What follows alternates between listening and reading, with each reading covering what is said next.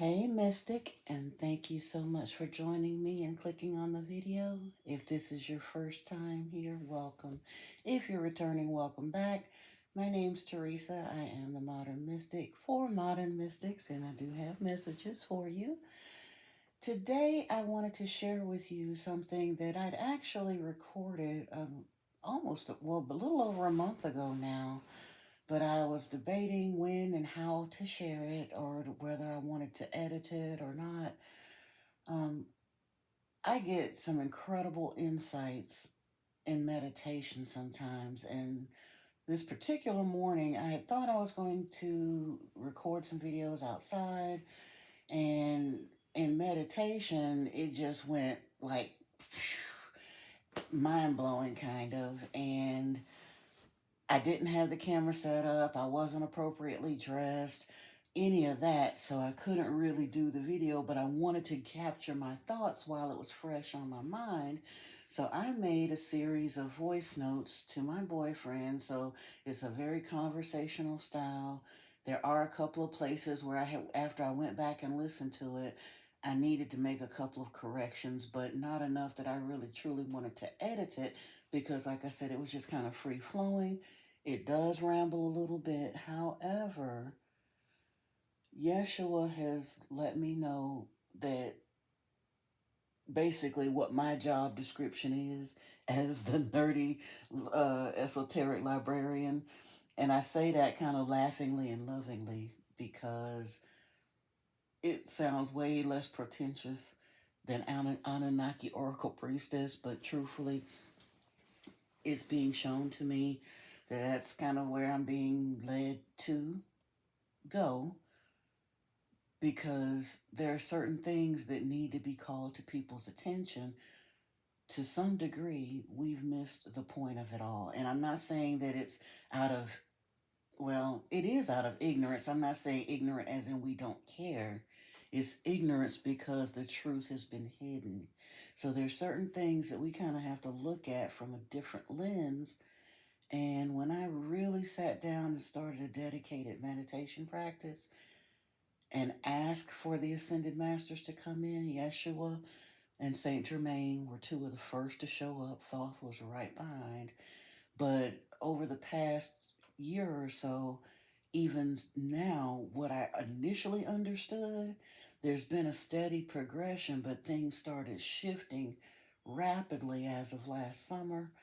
And I've been down the rabbit hole a bit. That's been part of the reason for the hesitation on the channel. The things that I was being shown, I had to go back and do some further research and look at something else and make sure, do I want to say this? Can I say this? How can I say this? All of those things. And Spirit is letting me know, just say it. Be as authentic as you know how to be, because just like it hit my mind a certain way, and it took me some time to absorb it, true, but there are others out there that need these insights as well. So I'm going to share the voice notes that I recorded that day. If I need to pause and stop in between to make some clarifications or further expound on something, I will.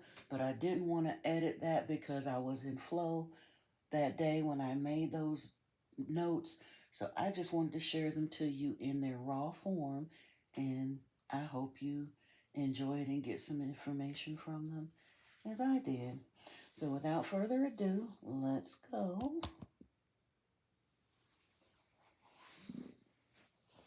Oh, here we go. Those videos that I sent between last night and this morning, I know they're long, babe, and I hope, or I may not have posted everything to you. I think I did post something else on the group chat, though, and I know they're long, but trust me. Well, you may not be as interested in all of the intricacies as I am, but it's fascinating to me because I realized last year, I've never stopped loving Jesus. I didn't. When the clairaudience part kicked in, like him and Saint Germain were the first ones that showed up, and the conversations that we've been having, I didn't realize it, but truthfully, like I said, I'm not Christian by religion, but we most certainly are Christians. And as such, because we're waking up, we're being conscripted back into service to teach Yeshua's way, basically, or make people aware of the lies and the deception, and to unknit him from Christianity. Because, like I said, I saw it. And it's not just like I followed one article or one channel. All of these translators, theologians, researchers, historians. I was watching some stuff a couple of days ago, and I don't think I did send those because they were like 2.5 hours. Well, I did send you the one that was 2.5 hours long, but on that channel there was more information. But as we look all the way through time, as far back as they have recorded, Yahweh has always come on the scene, has always deceived people, been very volatile and violent, required blood sacrifice or sacrifice period. And in the background, very often, even in some of the historical convolutions, you can see where in some of the nicer iterations, if you will, of his, is because he basically came in like a wolf wearing sheep's clothing. He came in some traditions over time and kind of overtook Enki's position as the deity in place and kind of allowed some of Enki's teachings to be attributed to him. But in his truest forms, he was always violent, vengeful, changed his mind a lot. They tell that tale in the Hebrew about him being always the same. Oh, no, no, no. Even in the Bible, I was going to kill you, but I'm going to just lead you around lost now for 40 days. You need to sacrifice your son to me. Oh, I'm just playing. I'm not my bad. I want to see if you was faithful. That kind of thing. So it's truly about helping people see and understand the true nature of the God they chose to serve. Because people have been serving these Anunnaki beings as gods ever since they made us. But Abraham and then Joshua set humanity basically up for the okie doke when they said, choose this day who you will serve. As for me and my household, we'll serve Yahweh. But that wasn't the only Elohim in the Bible. It wasn't the only one over the earth. And everybody else on the planet knows that these cats lived and breathed and walked amongst humanity. It's only in this latest iteration of Christianity, when they started coming in with all of the flames and the jet propulsion packs and coming in the clouds and the lightning and all of that, that they got these people convinced that they are invisible, all-powerful deities, the ultimate creator of all there is. Now, even in the Anunnaki tale, they said Anu was that, but the Anunnaki themselves, according to Enki, at least one of them, in the voice of Enki, admitted they are not. And it's time for people to know that. That's why Yeshua said, in my Father's house, there are many abodes. There I go to prepare a place for you. And when he come back with his minions, the 4 horsemen and the ascended masters and the archangels and all the rest of them, to set the record straight, is through his people. Because he told you, did I not tell you ye are gods, and greater things than I have done will you do? And I'm beginning to see now, because I was afraid to speak up with the things that I'm seeing, because I was like, it's so far out there and people aren't going to accept it. But I'm not. There are dozens of people. They may not have the whole picture, but Paul Wallace and this other translator, oh, they got the whole picture. And I'm going to pause right here for a couple of things. Number one, I did the Israelites, I'm aware it was 40 years they were led through the desert, not 40 days. And I'm apologizing to you all, or are going to clarify. I apologized to my boyfriend for the length of the notes as well as the link that I had sent him. I wasn't sure at first when I kind of fell down the deeper end of the spiritual rabbit hole, as it were, whether this was something that would interest him or not. I'm very happy to say, truthfully, he's part of the reason I decided to share these with everyone, because he was raised a good Christian boy too. And that was part of my hesitation when I kind of fell away from religion per se, for even letting him know that I no longer identified with the Christian religion. But he was like, babe, we hear about these things, but so many people don't understand. And everything that I shown him, I was able to show him in print. So he soaked it up with, like a sponge. And he was like, I never knew this. You got to tell people, kind of. So yeah, but initially that was why I put that there.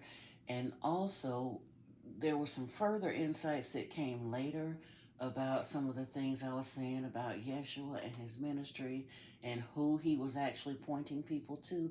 We'll get into that further later, but this was kind of the beginning of the unraveling of the clarity I needed to kind of put, it was kind of the final connecting of the dots for me. Their videos get 30, 40, 50, sometimes 100,000 views. But if you think about it being 8 billion people on this planet, and 2/3 of those people, basically 6 of those 8 billion people, or 5.5 of those 8 billion people, are wrapped up in some form of Abrahamic, Yahwehistic deception of a religion. That's why more people got to keep saying it. Like I said, the little things, the nobodies, the regular people. Yeah, it's fine when the Billy Carsons and all them other bigwigs say it, and thank God they did their research so we could find it. But how many people actually know who Billy Carson is? How many people know who Paul Wallace is? I didn't know until I got down this part of the spiritual rabbit hole. And I love the fact that I was led to Paul Wallace, and I can't remember the other guy. He's an Italian. I have to listen to all his stuff and read the subtitles when he's talking, but I'll go back and find him. But he was an actual translator on many of the early, like all of that translating that they did. The Dead Sea Scrolls was just found like in the 40s or 50s. So these translators had a monumental task in front of them, but he was one of the translators, and he started exploring the antiquities and other religions too. He didn't just translate the Bible and then stop. They translated a lot of stuff, so he was able to give a more complete picture. And then Paul Wallace, bless his heart, he was a priest.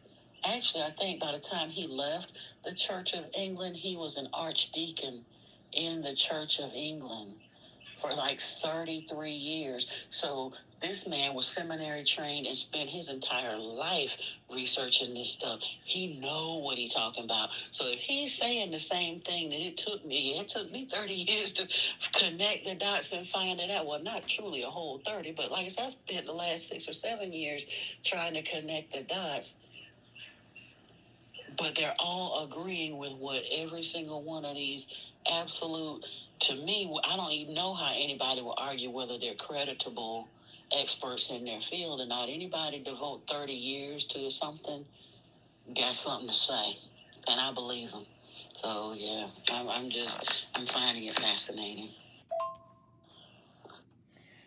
I also want to take a moment here. I'm going to pause for a second. There is going to be a lot of unapologized for throat clearing in these voice notes.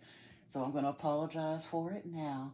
I was just talking freely into the notes, so I wasn't thinking to keep apologizing. But one of the biggest things that I've had an issue with over the past few months, trying to get active with the channel and all of that, is my throat chakra has been severely blocked. And certain subjects, even now in certain readings I'm doing or starting to channel, it'll get like really raspy, graspy when it hasn't been all day. So I know there's an issue with my throat chakra. So I appreciate your patience with it.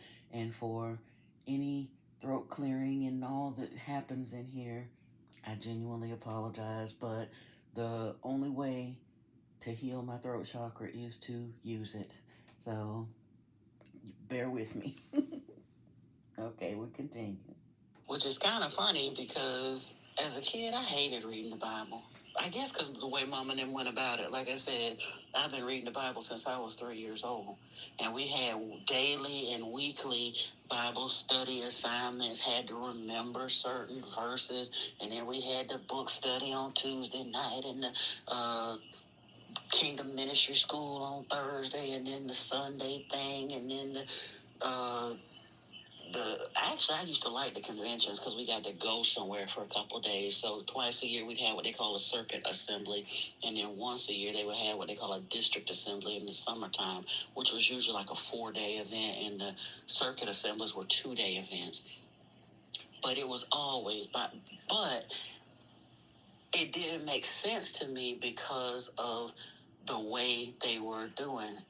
Now, truthfully, if I'd had a computer back then, I would have found out sooner, because the Watchtower Society, slick as they are, they would cherry pick through a lot of these people's information. There's a lot of books and stuff that was ascribed to, even the Vedic scriptures and stuff. They'll get a little bit of a quote out of something from some other text, and they'll quote it and put a footnote in the Watchtower publication. But they keep you busy with so much reading of their crap that very few people are going to track down all of them footnotes and go read those outside sources. And truthfully, with the culture of that organization, they teach people to kind of sort of be afraid of everything that's outside anyway. So you figure Jehovah, in his infinite wisdom, has given us the governing body, and they went, and that's the part they saw fit to reference the point they was trying to make. You don't look no further. I have to pause here for a moment. And if there are any witnesses listening to this, please don't be disheartened and turn away. I have a bit of a bone to pick with the organization. I initially did only because I was ripped from my entire family for that. I still have living family that I have had almost zero contact with for the past 30 years because of religious differences. However, part of the things that I saw and learned that made me open and susceptible to learning these deeper truths later, I did get from Watchtower Publications. And I have to go back and reference a very special person.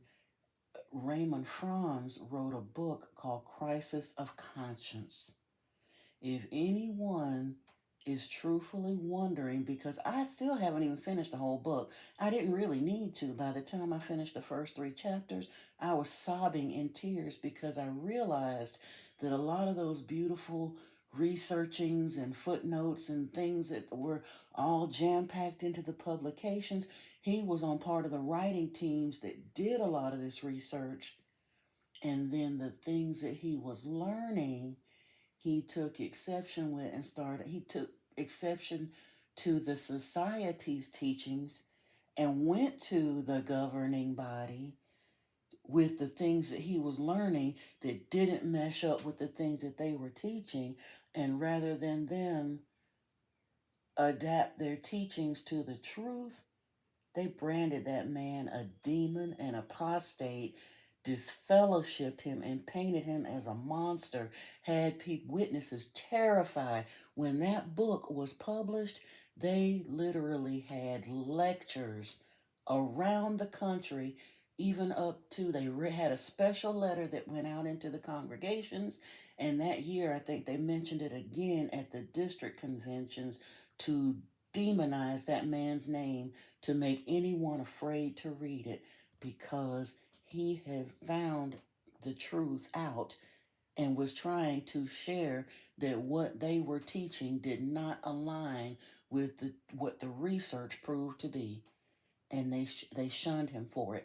Now I can't link that one as well, I don't think. If I can link more than one thing to this video, I will, but I'm going to attempt to link the Paul Wallace video that initially set off this train of thought. I'm going to try to link it in the description of this video. And if I can, I'll link the audio file to Crisis of Conscience as well. Here we go again. Sorry. As much as I read, I hardly ever tracked down those footnotes, but I definitely remember some of those books and authors being named. some of those ancient historians and philosophers and things like that. But like I said, they was trying to manipulate the truth to fit the narrative that they wanted all the time, not even knowing that the narrative they wanted still ain't the truth because you're worshiping Satan the devil. The very thing they're so afraid of, they have no idea that Yahweh, Jehovah, and Satan the devil is the same person. They would flip their shit if they knew that. And I so hope I can get a chance to talk to Harriet at some point or share some of this information with her because it may help her family loosen their knickers a little bit if they truly understood what it is that they've given their allegiance to. I know that's not their intention. It wasn't my family's intention. I know for a fact that they teach us a lot about Jesus as JWs, but overall it's supposed to be Jesus is the son of Jehovah, and Jehovah is the creator of all the universe. If they actually knew that Jesus was most likely the son of Enki, and neither one of them cats is creator of the universe, but they are the ones that are here to govern over us, they'd realize Abraham and Caleb chose wrong and do something about it, or Joshua, or whatever. But yeah. And again, I want to make a correction here. Yes, I think it was Joshua that said, choose this day whom you'll serve. But as for me and my household, we'll serve Yahweh. I believe that was Joshua. But Moses was the one that led the nation of Israel out of Egypt with all of these promises because Yahweh had come to him and set him up as the spokesperson, recruiter, fall guy, whatever. He was the one that was going to be most influential. He was the one that had to lay his life on the line to approach Pharaoh and all of that. But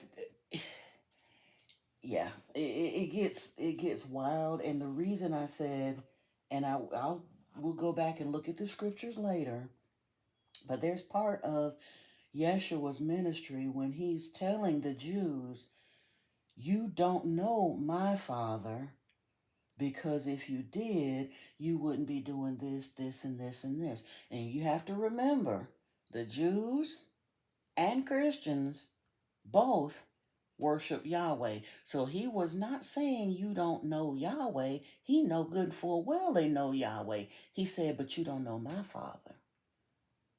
There was more than one Elohim mentioned in the Bible. Elohim is a plural term. And they just scrubbed all the names out. They don't refer to them very often specifically by name. Yehovah is the Elohim that they refer to by name, but his original name was Enlil. And the other primary figure in all of that story, and we'll get further into Sitchin's work to look at that, but it was these two brothers, Enlil and Enki, that were the two primary Elohim mentioned in the scriptures. Here we go. And the crazy part about it, the witnesses, they've always made it very clear, like you said, that the theme of the Bible is Jehovah's sovereignty. I mean, and they use that term, sovereignty. That is the whole point of the Bible. That is the whole need for the propitiatory sacrifice of the shed blood of Jesus Christ. And that is what is going to be the main thing at the throwdown at Armageddon. That is what they teach, hands down, from day one. The only part they don't know is that the sovereignty involved is not between Jehovah and Satan, because that's the same person. It's the sovereignty between Enlil and Enki over who was going to have rights to rule the earth. Because according to the lost book, Alalu came here and he was promised rule of earth. But when he got here, things was going so badly till Enlil was sent in as the first wave to straighten things up. And instead of Alalu getting to keep sovereignty over earth, Enlil, well, actually, Enlil took it, but the next in line that was supposed to have it after Enlil would have been Enki. Enlil was the youngest son, but he was the direct bloodline of Anu.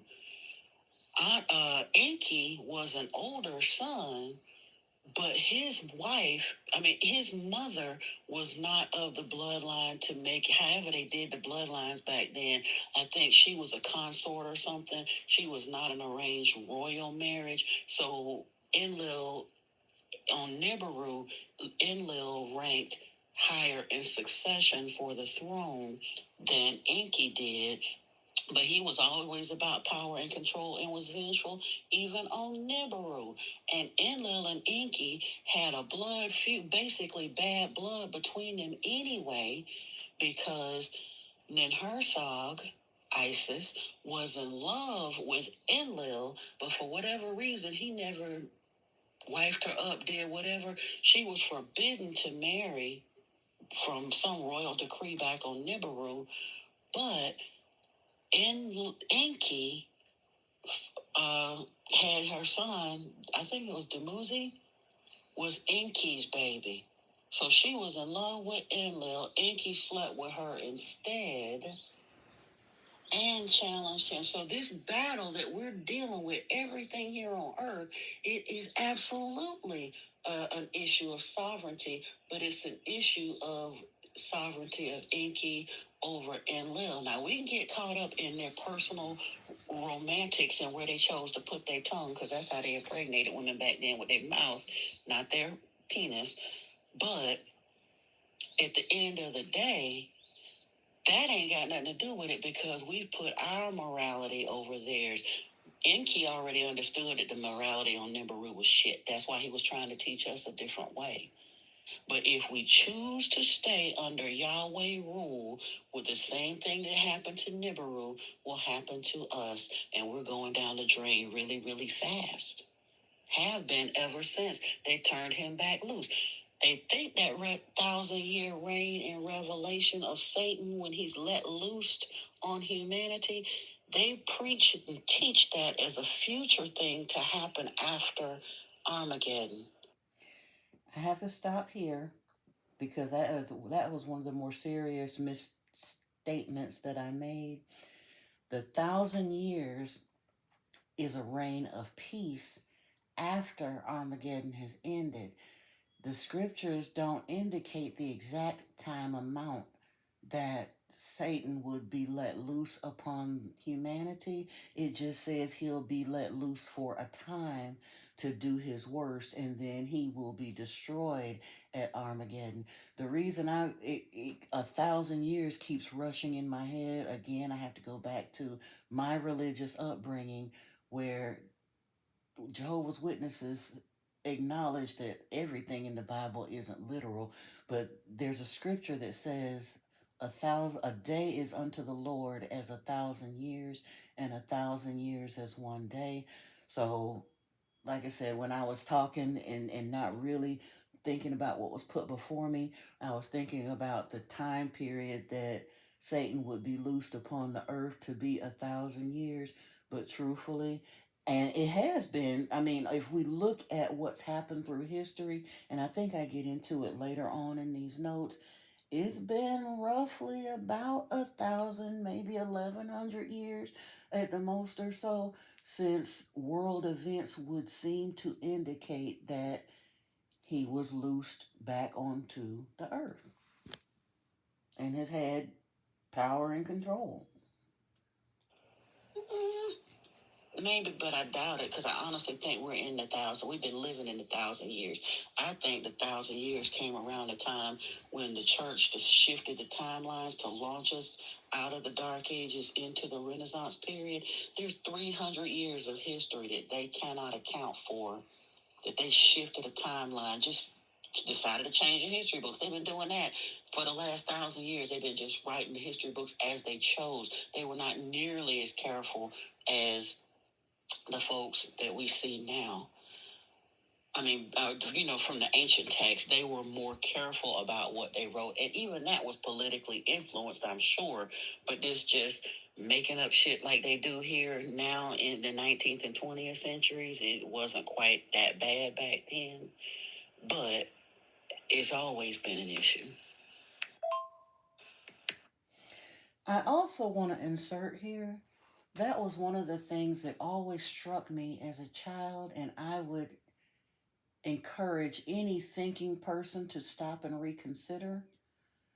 How is it that in our infinite wisdom we're so technologically advanced and we know so much about everything now in the past 300 years that they came in and declared that all the ancient texts that they were able to get their hands on in the past that talk about deities and rulerships and kings and all of that they'd look at and declared it mythology. How is it that it's Greek mythology, it's Roman mythology, it's Egyptian mythology? They put myth on it to make it seem like fiction. But everything else is done within this so called Christian era. That's fact. And everything else that came before was just literature for entertainment's sake, when it appears that those records were kept far more meticulously than the deliberate tamperings that we've been dealing with since this was declared the real thing and everything else was declared fake. If people want to get to the truth, they need to open their minds to understand that we've been lied to, and in every myth, there's a whole lot of truth. And in every convenient truth that we've been spoon fed, there's a whole lot of deception and mythology and lies. We'll carry on now. My bad. And I really couldn't understand why I fell so deep down, like the Buddhist, uh, Taoist. I really didn't get far into Hinduism other than working with some of the mantras and stuff. But when I left off interest in Christianity, I just kind of naturally followed my intuition and was led into all of those things.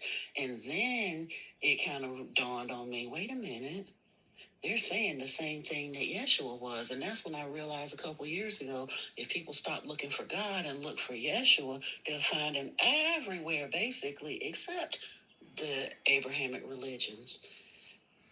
But what I was watching today, I didn't send all the links to you. A lot of that stuff is either on Fifth Kind or Paul Wallace. I think both of those are his channels. But I went back a couple years and was listening to some of the stuff they were talking about Jesus in India and all of that, and I couldn't understand why the church always debunked the idea of Mary, Mother Mary's um, tomb being it's in Iraq, I think, somewhere. See, it's actually in Turkey, I believe. Again, I have to interject because I had to go back and check some of these things, and I get so much stuff scrolling through my head if it's not right in front of me. Some of those details I'm bad about, but I believe the tomb of Mary, of Mother Mary, I believe is in Turkey, but it's in one of those eastern countries, certainly not in Israel. It, they were saying that, oh, he wasn't really there and this and that. Well, apparently they've known for some time that there's very likelihood that they know for a fact he was Essene. He was not a Hasidic or whatever Ashkenazi Jew, whatever that was brand of Judaism they was doing back in the Bible. He was not that. There's some thought. Again, I'm interjecting. He most likely was Essene because he does address the Essenes in the Gospel of Peace, but it's also possible that he was an Edomite.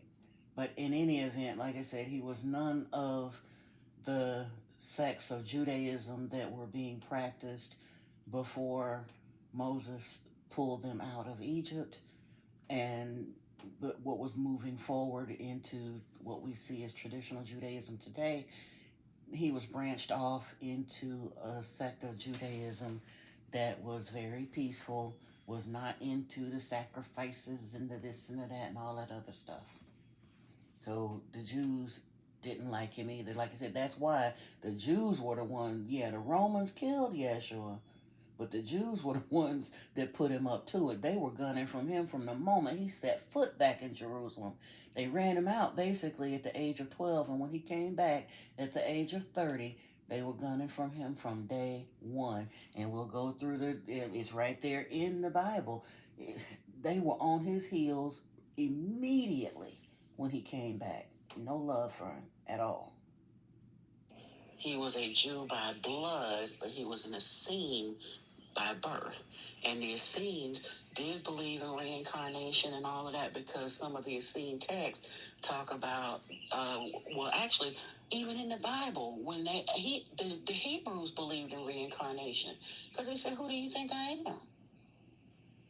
And they said they thought, there's a scripture, they thought that maybe he was Enoch returned, or Elijah, excuse me. They thought he was Elijah returned, or perhaps, I forgot who the other person that they thought he may have been. So even the Hebrews believed in reincarnation, but that explains a lot why Christianity pulled in so many practices. Well, number one, the dude that wrote Christianity, Constantine, never really was Christian at all. That cross thing, I just found out today. I've always known it was a phallic symbol to a degree, but the equilateral cross was a symbol of the sun, and Constantine was a sun worshiper.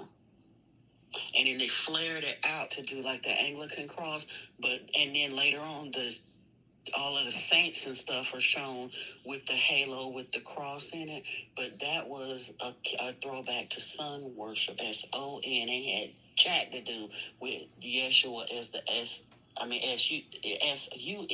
was what they were worshiping, and it had nothing to do with Yeshua as the SON of God. That's just another thumb. That's just another version of Yahweh thumbing his nose at Enki. I killed your son, and I got mankind on lock by creating this lie that's got these same people that so loved his teaching so much. I got them completely hoodwinked and blindfolded and fooled into worshiping me and paying me and doing whatever they want and keeping up enough murder, mayhem, and immorality to keep feeding my minions who feed off of energy. We got the whole world under its thumb and got your boy out the way. That is horrifying when you think about that. I understand now why Yeshua is channeling through so many people to start telling the truth and making it right, because it has to stop. He promised us in the age of Aquarius, according to the scriptures, if we listen to it as a mystic, he said that the water bearer would bear the way, would show the way. And that's not the first time a historical text that was a spiritual text has referred to the water bearer coming forth or whatever. They understood that. Even Christianity uses it to advantage. That whole thing about Lucifer, son of the morning star, this is another case of Yahweh Jehovah throwing a rock and hiding his hand. Lucifer does mean light bringer. And that's exactly what Enki did. That's the whole thing that happened in Eden. Yahweh got mad because Enki told Eve the truth, and he blamed the snake for it. But you know what? Through all of them histories that I was watching over the past couple of days, and I think that was something I just really needed to see before I launched back into talking about this. I've been feeling so guilty for not getting going with the videos, but I had personal reflection I needed to do. But this right here was a little bit of last minute button up I truly needed to see. Because the crazy part is, when you look back, get out of the Bible history and just look at the history of Yahweh through the ages, even back when the Jews understood it. And then again, in the Bible, when the nation of Israel had the curse of the serpents, and poisonous snakes came out there, Yahweh put them a serpent on a pole to cure them. Yahweh had Moses over there turning rods and staffs into serpents. Yahweh was the snake handler in the Bible. So it's fitting that he appeared. They use this imagery of Satan as the serpent because Yahweh cursed him. But again, Yahweh was Satan. And he was a master snake handler too. Yes, in later iterations of religion, they do some of the Enki iterations have him prevalent with serpents, but earlier on, Yahweh was more known for the serpents than Enki was. It was basically when this idea of painting Lucifer as the devil and dark and serpent and all of that, that's a convolution of Christianity. But it's ironic that he chose that whole serpent thing, and that further makes me understand now, even more importantly, why that hall in the Vatican, they have a sanctuary in the Vatican that looks like a regular assembly hall, but if you were standing at the pulpit looking back towards the door, it literally forms the head of a serpent with fangs, eyes, and all. They have a lot of serpentine imagery in the Vatican because that's his main house. Why do you think they got so many areas and places where you simply cannot enter? 5 miles underground, they claim that the Vatican has underground stuff under there that they will literally kill you if you try to enter. Yahweh, I don't believe he's gone off the planet even now. Because Anu did tell him and so-called Lucifer, that you can't come home until you fix this. He told him that in Job. And Lucifer, son of the morning star, all that means is that he's a Venusian because they did. Nibiru is their home planet, but Nibiru had a lot of different cultures, and it is said that Enki at some point has a connection to Venus. It's crazy. And baby, I'm so sorry for going on. And I'm going to insert all my allegedlys in here. These are just my observations and thoughts and things that have been shown to me in meditation and conclusions that I've reached from the information that I've been led to. But part of the reason I believe that they're all still here, or most of them are still here, is because one, the Bible says so. And two, we have to consider, we look at all of this as ancient history from our viewpoint, but from the viewpoint of a person born on Nibiru, all of this stuff just happened like a year ago, 2 years ago at best. The Genesis story was literally 2 years ago by Nibiru time. This is not ancient history for them. It's ancient history for us because our lifespans have been dramatically shortened by Enlil. That insistence on our short lifespan was a demand that Enlil, Yahweh, Jehovah, made. He did not want us to live long enough to figure out the truth and become a threat to his sovereignty. The other brother, the master geneticist, Enki, who actually fashioned the Adamu and Eve, initially created us with extremely long lifespans. The scriptures tell us Methuselah lived to be 945 years old. And the way human DNA is set up under proper conditions, scientists can't figure out to this day why we get old and die, except for the fact that they can see that our telomeres have been capped. If our telomeres were uncapped, we could potentially perpetuate indefinitely. Anyway, that was a side thought. I just needed to put my allegedlys in there so that the church don't come after me too hard too soon. This morning, I just needed to talk to somebody. I ain't got no makeup on, no dress on. I ain't even got a bra. Well, I got a nightgown on. Yeah, I couldn't even do a video. And this is too far in the deep end to just jump right into a video with this. I'm gonna have to try to start a little bit further back from the beginning because we went right it's a whole lot for people to understand and shop the Christian systems. But that's why I really get it now why it couldn't just be a one and done. I thought, the first time I said it, I'd be done. No. I have to be a witness. It's ironic. I hated being a witness. Hated being a witness my whole life. Left it and said I'd never go back. But I'm coming back because I want to be a witness for Yeshua now. Yeah, it's crazy. And Inky. Yeah.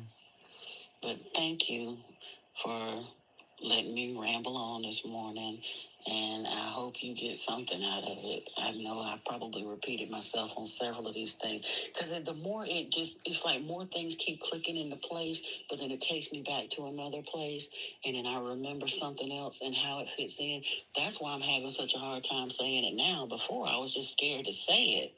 Now I want to say it, but it's so much to unravel, and my ADHD brain, just, I know unless somebody is genuinely interested in it, it's hard to follow. But I'll find a way. I'm going to have to start taking more notes or something. I don't know. But thank you for listening, baby. I love you so much. Babe, I am so sorry to keep dumping on you like this, but I just had a thought. I'm sitting here. I went back to listen to what I was saying because I get in my head and it rolls, but I wanted to hear what I was saying. And it occurred to me about the 1,000 years, that would pretty much fall kind of sort of in line with the real, like I said, they had talk about the missing 300 years from somewhere between 600 and 900 AD, or is it 300 to 6, or I think around 600 and 900 AD. They think that something happened and they shifted the record books to actually put us further along in the Yuga or whatnot in the timeline than we actually are, or something like that. However, if you think about the 1,000 years, we're in 2024, so 1,000 years would have been right around the 1,000-year mark. We're in 2025. Give or take. So 900, February when I recorded this. Around 800 or 900 AD is, I think, the earliest versions of the Bible as we know it now. Those were I think the Voynich manuscript goes. And it was not the Voynich papers. This was another thing that I got wrong, but the Voynich papers were found in around 800, and I know most people don't know nothing about the Voynich manuscript and all the rest of that, and I don't even want to go down that rabbit hole, but that was not the earliest Bible. Working, I can't. It's not the Vulgate, and I think it starts with an S. I should have looked that up before I sat down to do this. And I'm laying in bed being this is early morning. But it was not the Voynich manuscript, but the first biblical text is in the form that we know it now was still done. I think it was still published around 800 or 900. So the time frame was right. I think the Voynich goes back earlier, and it had something that was completely different. Anyway, let's carry on. With those people, because it's very clear Yeshua said that Peter was in line to carry on, but I think Peter was executed, but his brother James, the beloved, should have been able to move his teachings forward. But after they killed him, if this 1,000 years comes on the lineup and Yahweh wants to gain more power and control over humanity, you got a lot of folks on lock with, Islam, got that part, and got some, the whole Judaism thing, but at that point in time, you got to remember, Jews have always been very limited to the area of power and influence they had over the earth because they've been so tied to trying to stay around this promised land, this little postage stamp piece of land that he promised them and never gave them. Right? So if he wants power and control, he needs a new iteration or version. He's worn many names over time: Dionysus, Io, Aeonus, Odin, Zeus, you know?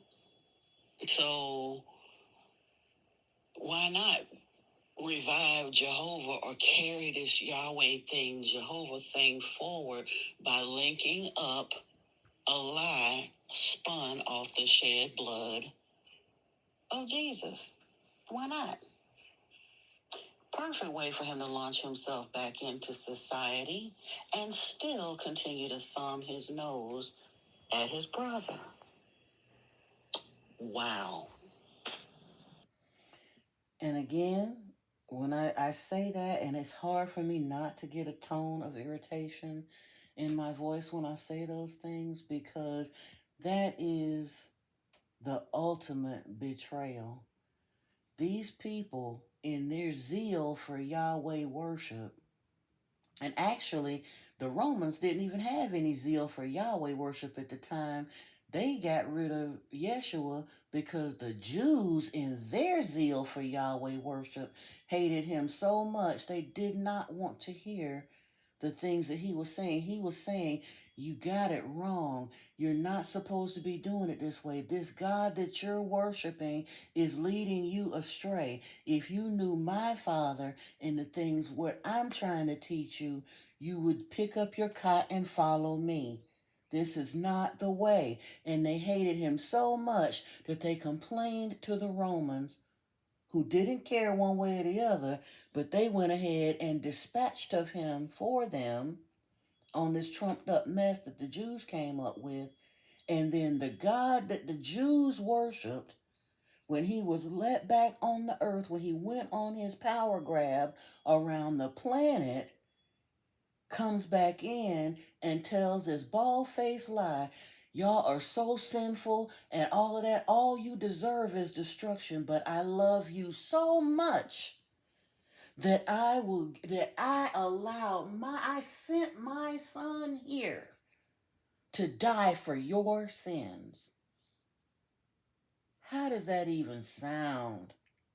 When the truth of the matter more likely was, because John 3:16 says, it says, for whosoever believeth in him shall not perish, but have eternal life, when the true translation should be, according to reputable Bible translators, that whosoever believeth like him should not perish and have eternal life. So the ones who believe like Jesus, and Jesus did not believe in Yahweh.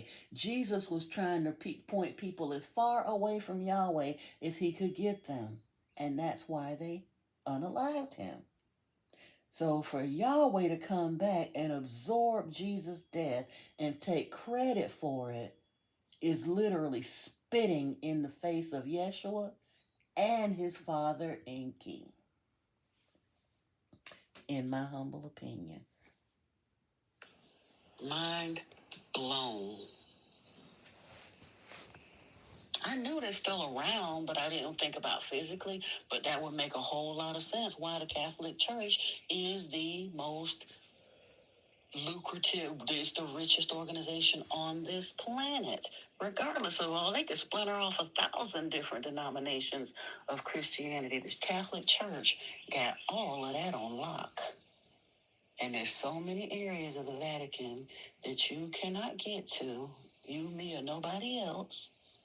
They went on a mad grab of as many of the ancient texts as they could before the age of information came that allowed these things to be dug up and translated. They got rid of as much as they could before he went. Oh no. He went underground. And they've been still running the show from the top side up ever since, and don't have no problem with all the war and violence that's happening on the planet, because they were the originators of most of it. They killed over 80 million people to establish Christianity on this planet. And people so proud and wrong to line up to give them their 10% every week. So much so that some of these churches now done got so bullshit they demand to see your tax returns so you can become a member. Oh, one of his other names was Baal, but I don't think they know that part. Truthfully, and I had to listen to this again, parts of it, kind of piggybacking and listening through because things are coming to mind. I can't remember the name of the era that it was one of these historical things. I have to look it up again. So, one of the documentaries I was listening to about history of religion, period. It wasn't trying to advocate for or against any of them, but it was just kind of showing the timeline of Yahweh, and it was around, so I want to say around between 800 and 1000 BC. I think the culture started with an M, but he kind of took on some of Enki's characteristics, supposedly in nature, and kind of inserted himself back into what eventually became kind of fed back into the Hebrews, because this was like dealing with his iterations before they got to the Hebrews and how they got to the Hebrews and the connection to the Philistines and all of that. It was fascinating. I don't know if you watched that part on that one or not, Silas, but if I'm correct, in this 1,000-year reign of Satan, that they refer to in Revelation, I believe the jig is about up now. Remember, I've been saying for the longest, we're living in around Revelation 17, 18-ish or so, but by the time you hit to 19, it's like, boom, 20 slides on through. It happens really quickly. I believe, and I think Edgar Casey pointed out over 100 years ago that he felt like revelation was a thing that was happening with the mind to a degree. But again, the scriptures tell us we have a battle not against flesh and blood, but against powers and principalities. The way that whole thing is playing out, the choice we choose to make now matters more than ever because it's still that same question that was put before the Jews. But just because Abraham and Joshua and Caleb chose that, we have overwhelming evidence with the histories that they've dug up. If we choose to get out of the hypnotism of Christianity forcing us to focus just on the Bible, if we look at the history overall, they did not make a good choice. There were other choices. That's why he was jealous. That's why he was vengeful, because his other brothers and cousins and whoever was part of this earth seeding project gone wrong, that they were careening their way through here. He had to establish himself as a god, and he didn't want any other gods because he wouldn't get out amongst his people and work more cooperatively with them. He demanded sacrifice because he didn't want to work for it. And that has never changed and will never change. But the scriptures say that he will be allowed out on humanity to do his worst. And that is the very time period that Christianity was being ensconced on the world. And it talked about the wars and the pestilences and all that stuff that was coming in the last days. And that he was going to be deposed because Yeshua was coming back. In this vision, Yeshua gave to his cousin John. He told him he was coming back. and what was going to go down. And he had told his followers, beautiful Buddha that he was, to look for him around the age of Aquarius. He was still all the way up until the end. Again, he kind of sort of knew all that stuff was going to happen, but the time for the get back is back. That let my people go that I was hearing so clearly back in 2020.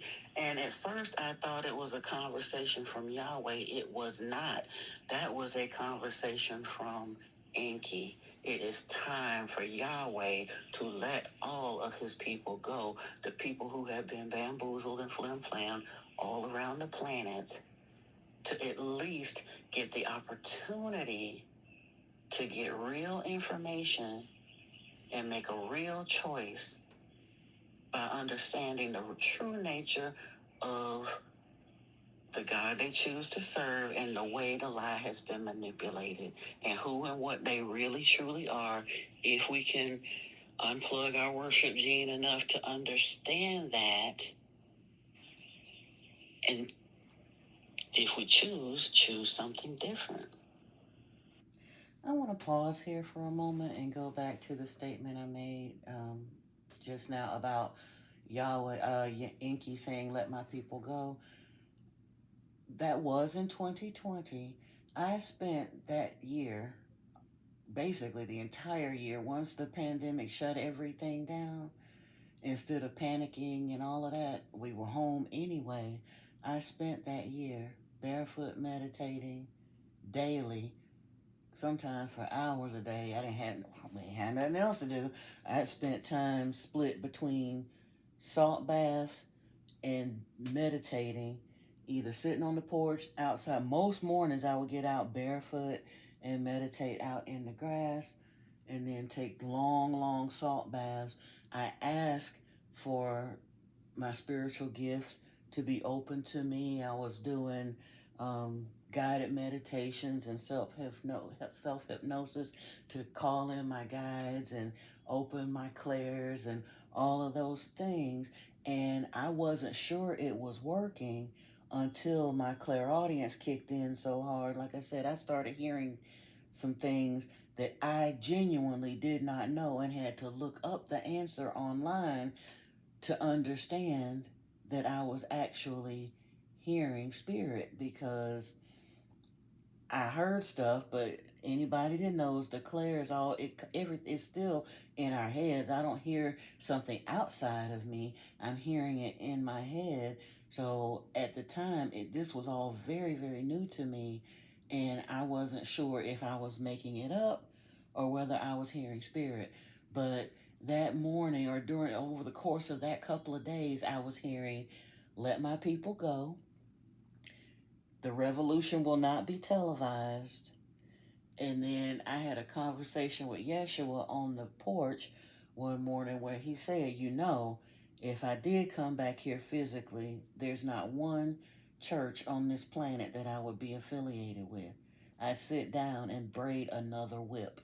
That's what I'd do. And I thought I was wrong or disrespectful or whatever for having that thought. And he just laughed softly and said no. But again, I didn't understand until later that that's what I was hearing. I thought it was just me trying to soothe myself for having such an irreverent thought. No. Yeshua is back, coming through the minds and hearts of those that are able to open to channeling and to hear and receive and understand those messages that they're receiving. But we'll carry on here.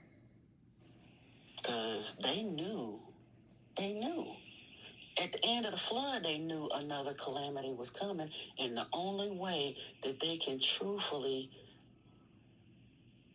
determine who's going to be culled, if you will, and I honestly don't even think it's going to come down to a culling per se. The way we cull ourselves for survival is just what they described in Revelation, by choosing to unplug from that stuff and see the truth and kneel before the throne. But you got to understand who's on the throne you're choosing to kneel in front of. Because we can work with them. The ones who've chosen to work with Yahweh have led us damn near off the edge of the cliff right now. And I'm not poking fun at any particular religion other than, like I said, the Abrahamic ones. But 2/3 of the planet fall under the rules of the Abrahamic religions. And truthfully, 3/4 when you start thinking about the socioeconomic and political impacts that they have and having, governments and things on lock that way. But as a truth teller, under Luciferian law, they kind of sort of have to allow the truth to be hidden in plain sight. And again, at this point, I think, like I said, he said for us to go at the time of the flood. So he ain't really caring. Now he can pull up at any moment. He know him and his gonna be good. So he really doesn't care about what happens to humanity at this point. If we choose to party like it's 1999 and ride it all the way off the cliff, he don't care. Good riddance to bad rubbish. He ready to go home anyway, if he hasn't gone already. The difference is if humanity wants to save itself, they have to be willing to see and accept the truth and work with the one who actually has humanity and has compassion for us and gave us agriculture and astronomy and all those things to try to help us be able to benefit from this planet to the fullest. We can choose to work with that one, or we can ride it off the rails with Yahweh. Yeah. And I just realized, I said up until the end, I was watching something just yesterday or today that was saying very likely what Christians understand and accept as the end wasn't even the end. There are some that say he recovered from the so-called crucifixion, went back through the Silk Road. That's why Mother Mary's tomb is in Iraq or Iran, whichever country it's in. But yeah, they say he lived, I think until age 80. By some estimation, some say age 48, some say age 80, but definitely past age 33. But that doesn't fit the narrative for the religion that we've kind of been crammed into and programmed with. And, this acceptance pattern, that doesn't suit that narrative. And again, I don't hate to play it or the game. It's just time that people truly understood, because for real, if we didn't put the names Jehovah, Allah, Enki, Enlil, and all of that, if we didn't put those names on there, this sound like a plot from some of them nighttime melodrama, reality, whatever the night soaps that they used to do. I don't know if they still do them. I don't want to name no names, but we've all watched them at some point. The evil brother kind of gonna always get the one up. The good guy finishes last. And we can always keep hope alive for the good guy, but most of the time not. That's and truthfully, that's kind of sort of a human nature thing because of our choices. The lessons are right in front of us, but what do we choose? Choose this day whom you'll serve. Wow. And the crazy part is, and I gotta say this because I don't want to come off as angry on either way. Like I say, it is what it is. That's history. However, everybody don't understand. It still comes full circle to exactly what they said. As far as the ultimate sovereignty between the two brothers was Enki, the master geneticist on this project, was ordered by Enlil, Jehovah, to put a worship gene in us so that he could perpetrate this fraud forever. Enki did it, but in his compassion for humanity, he also encoded within us the ability to turn it off. It's just like, what was old boy, the comedian, he tells the joke about I had the right to remain silent, but didn't have the ability. And it came down to that. This idea of sovereignty comes down to a choice, but Yahweh has always led with lies and subterfuge, whereas more often than not, throughout history, in all of his iterations, likewise, Enki, in his iterations, has always been the more compassionate of the two, regardless which pantheon it was in, Roman, Greek, Egyptian, Sumerian, Babylonian, on and on. They each had a representation in those pantheons. It wasn't until Yahweh hooked up with the Jews that he decided he was the only one here on this show, and everybody else that didn't want to believe that needed to go. And then first, I'm sorry, it happened with Allah first. And Muhammad, peace be upon him. I don't mean any disrespect, because truthfully, Muhammad and Allah and Yeshua and Buddha basically all represent the same thing.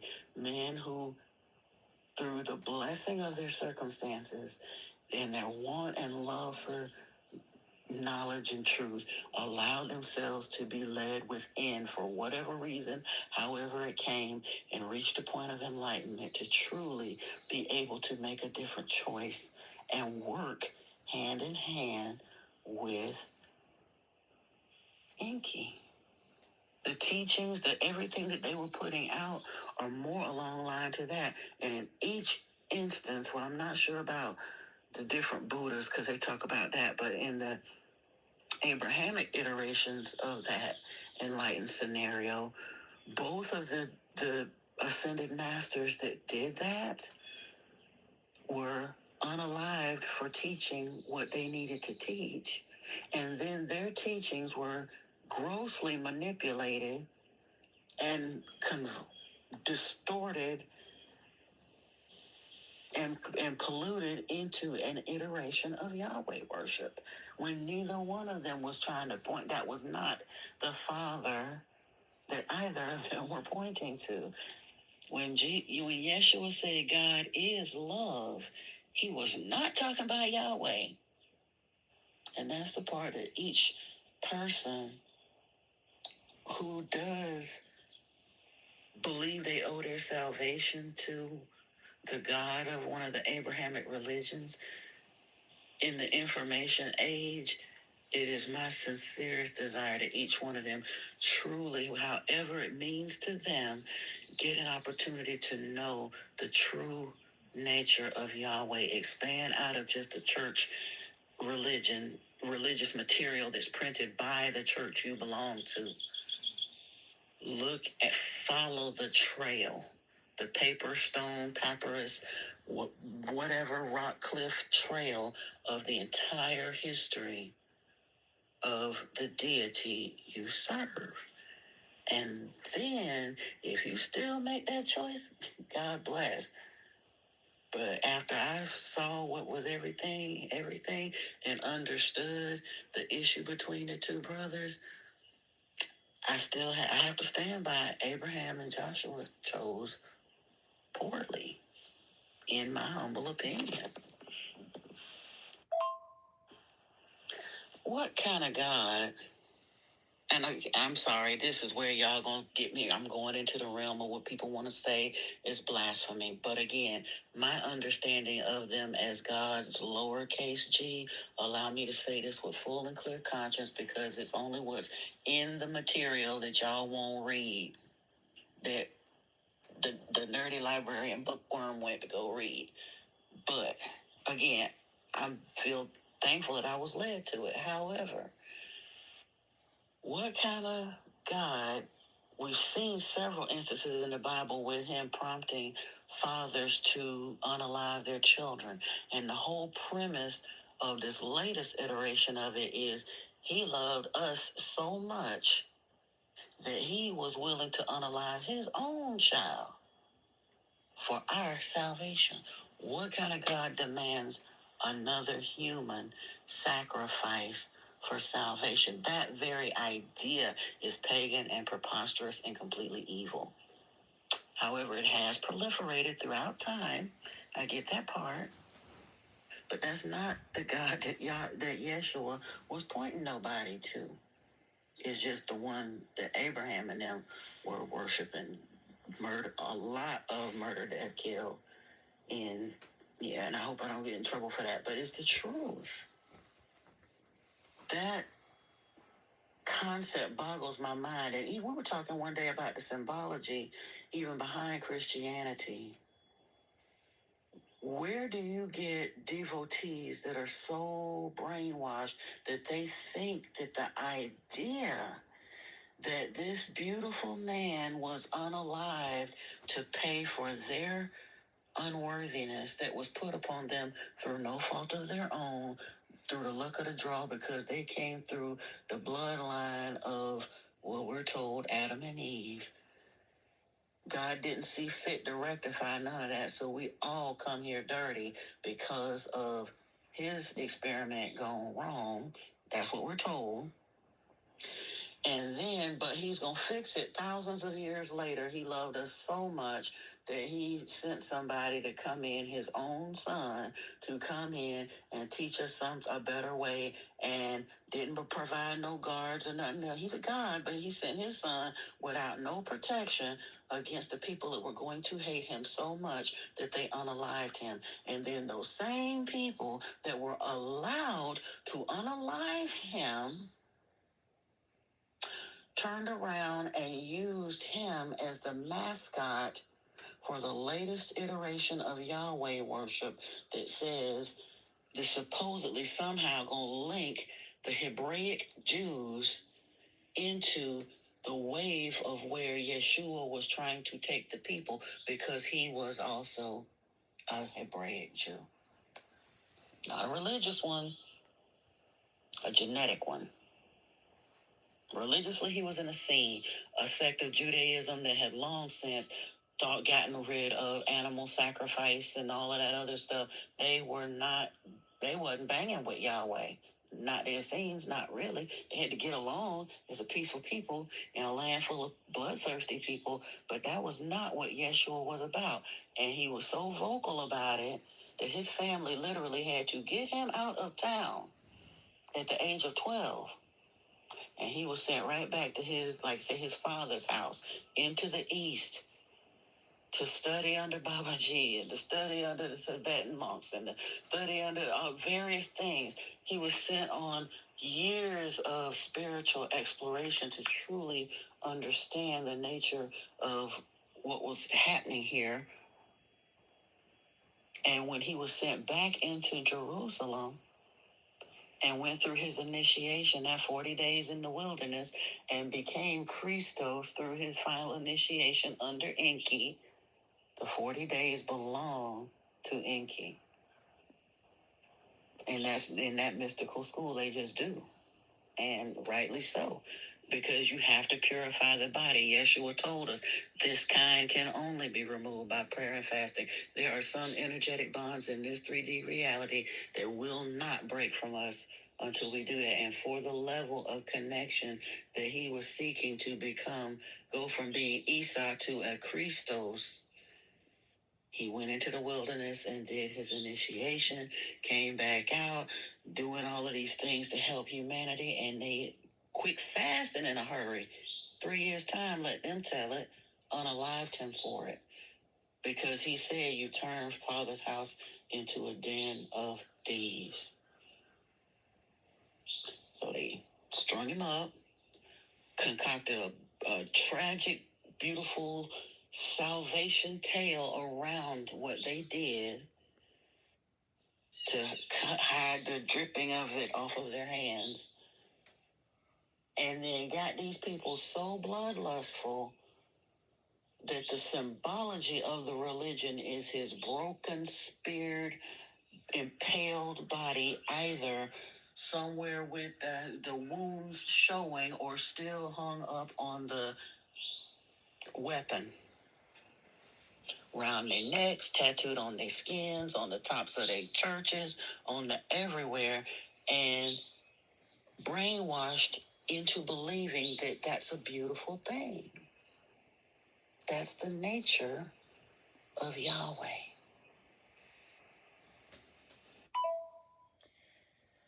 That's the end of those notes for now, y'all. And I thank you for sticking with me thus far. If you would, please give the video a thumbs up.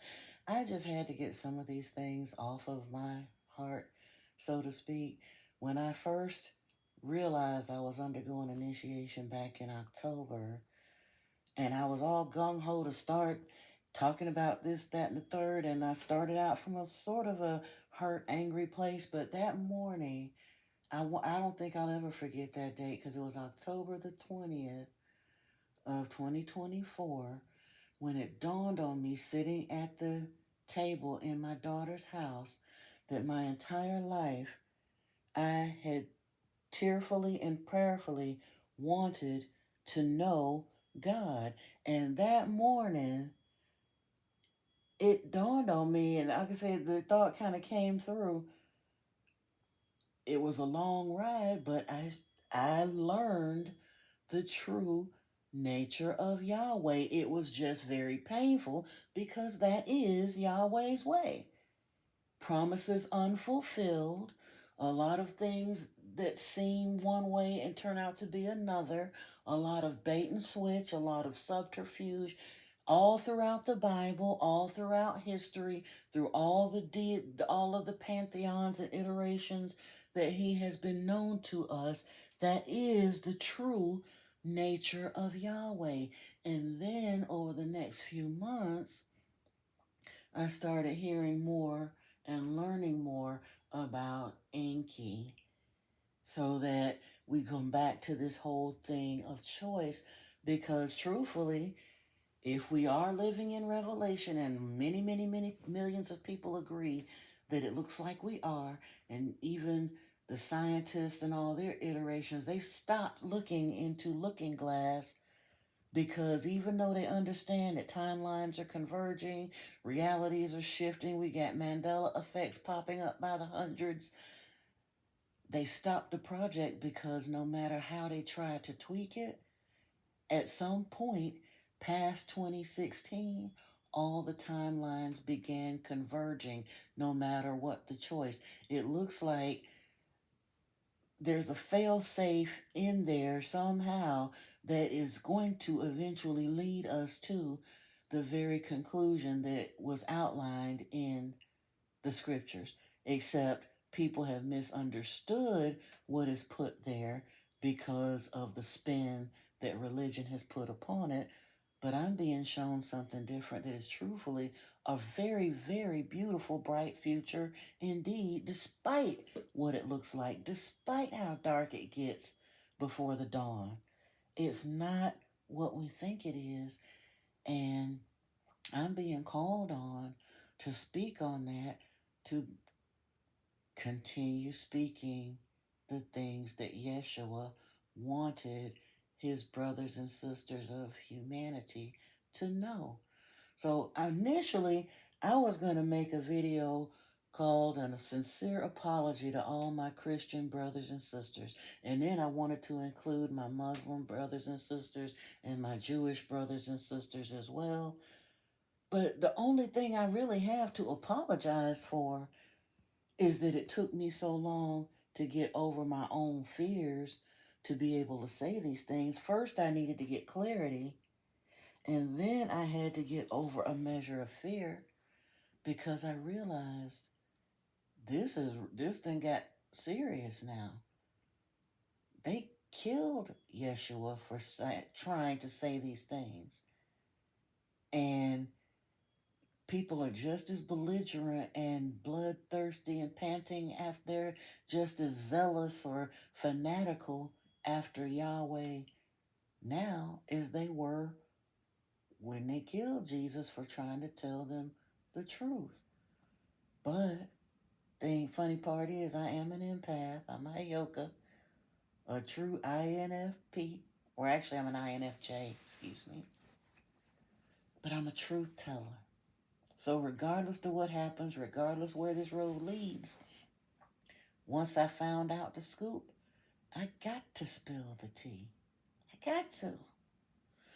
So I do thank you for hearing me. I'm going to pause this one here.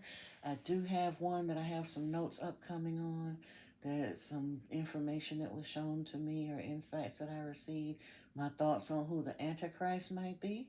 That one will be coming up soon, and it'll be a much shorter audio, but I do hope you'll join me. And until next time, thank you again for taking the time to hear this information.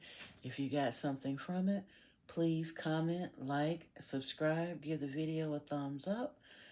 It does help the channel. It helps this information get out there to more people because, like I said, folks get on the hill and die on it. Apparently, I'm going to have to get on this one too because these are the things that we need to know.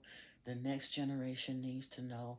The only ones that are going to break our cycle is us. So I got to buckle up. I'm in for the long ride. I love you so much, family. Thank you again for listening to this audio. And until next time, peace and blessings to you. Namaste.